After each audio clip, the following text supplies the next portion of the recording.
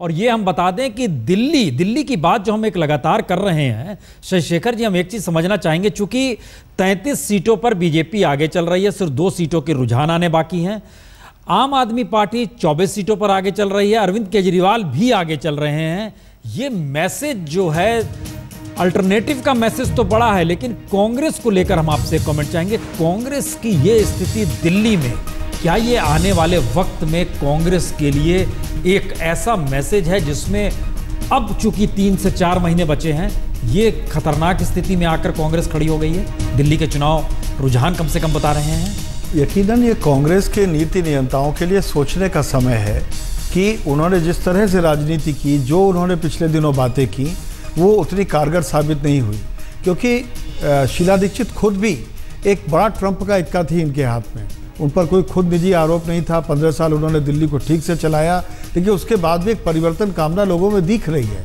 तो मुझे ऐसा लगता है प्रसून कि आने वाले दिनों में कांग्रेस के लोगों को एक बार सोचना होगा कि वो आने वाले 4 महीनों में अब किस तरह की राजनीति करें कि उनके पक्ष में कुछ फैसले आ सकें। ओके, हम जरा दर्शकों को जरा बताने की कोशिश करते हैं। ये आपका फैसला के लिए हमने खास तौर से व्यवस्था की है। 4 राज्य, इन 4 राज्यों में सबसे पहले बात हम दिल्ली की ही करते हैं।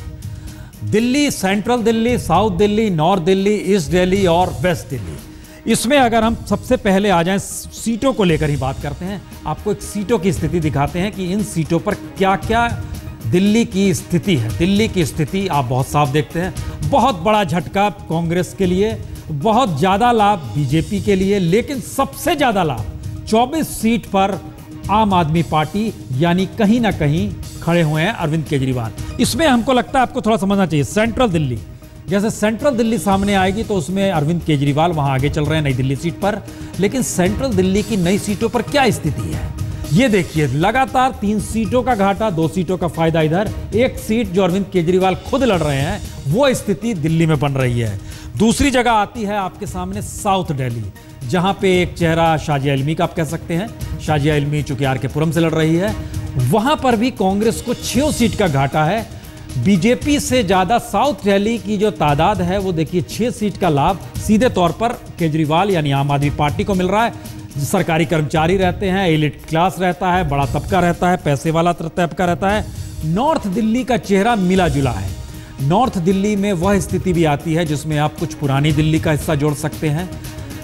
वहां पर भी कांग्रेस को कोई पूछ नहीं रहा। इसका मतलब यह है कि कांग्रेस हर क्लास में कहीं भी, अगर दिल्ली को कई हिस्सों में भी बांट रहे हैं, लेकिन दूसरी तरफ चाहे वो साउथ दिल्ली हो या नॉर्थ दिल्ली, आम आदमी पार्टी की पहचान जबरदस्त बनी है।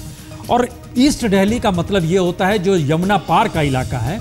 यमुना पार के इलाके में देखिए, यहां पर भी जबरदस्त घाटा। लेकिन यमुना पार में यह पता है, पूर्वांचल ने एक मदद की थी कांग्रेस को, लेकिन वह भी लाभ नहीं दिया।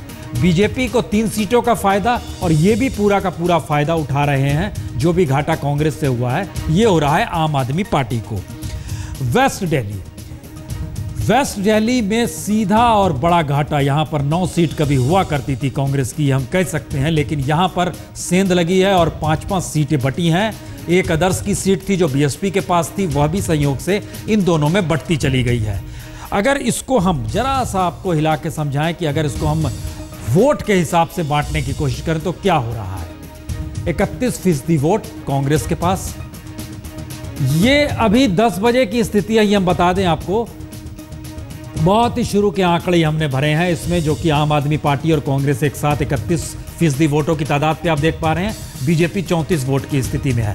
लेकिन हमें लगता है कि अब दिल्ली से अगर आगे निकलते हैं हम,